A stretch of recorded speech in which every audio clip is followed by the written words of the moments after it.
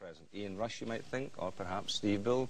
Maybe it's Terry Sheringham of Millwall. Well, it's none of those top strikers. In fact, it's a chap from the low reaches of Division 4, and Mark Tyler has been to meet him. To see the country's leading goal scorer in sharp-shooting form last weekend, you'd have had to have been at Scunthorpe's Glanford Park. Hardly the most glamorous location to view one of the lower division's hottest properties, but compared to home, it must have felt like Wembley.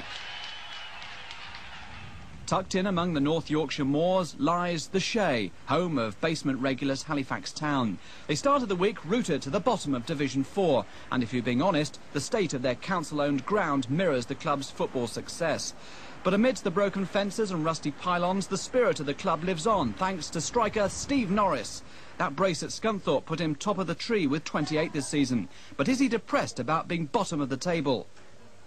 It doesn't really bother me. As long as I'm playing well and I'm scoring goals and it can help the team performance, really, I'm more than happy, really, to be here. Norris first hit the headlines when he won the penalty that gave Scarborough that famous Littlewoods Cup win over Chelsea last season. And for Halifax, he's proved the perfect remedy for the club's early season goal famine. So why is he doing so well? I expressly told him that I wanted him getting forward and looking for goals and to forget a little bit about the defensive side of things. And he certainly produced the goods. And in my opinion, I think he's the best striker in 3rd or 4th division at the moment. Why do you think he's so good? What are his big qualities? His big qualities is that he scores goals home and away. The other thing is his fitness. He's scored in a lot of games in the last 10 minutes. So he's certainly a keen lad and he's very hard to mark. The job of marking him this week fell to another struggling club, Brian Flynn's Wrexham. An uninspiring first half, but after the break it was a completely different story with Halifax dominating the game. No surprise then when Norris found himself in the clear. Lots of time, a cool head and a well-judged shot proving why he's attracted so much attention in recent weeks.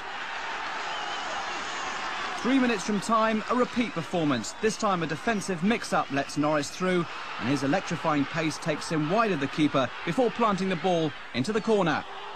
2 strikes which his hero, a certain Jimmy Greaves, would have been proud of. That's right, I watched him in the 60s, really, when I was a young kid, and he was my first hero at Tottenham. And I'd probably emulate a little bit on him because he was classed as being lazy, and some of the lads have a go at me for that. But I seem to try and get in the right place at the right time and score goals, which he seemed to have the knack of doing. If I could get anywhere near his sort of ability and record, then I'd be, you know, over the moon, as they say. Can you keep him here? Yes, well, there's no way that I want Stevie Norris to leave, and the chairman doesn't want it, and I'm sure the supporters would string the pair of us up if that happened. Hopefully we'll survive, and we'll be able to keep Stevie Norris and look forward to the rest of the season and getting up the table and hopefully having a good season next year. Well, it'll survive because no one's going down. But what's interesting about that is, that's true, isn't it? But what's interesting about it is that before Halifax signed him, which was 8 games into the season, they hadn't scored a goal. And here he has scored 30 goals. I like the way he takes them in. Oh, yeah, takes the keepers on and beats them. You keep going, Steve. That's the way, mate. Done well.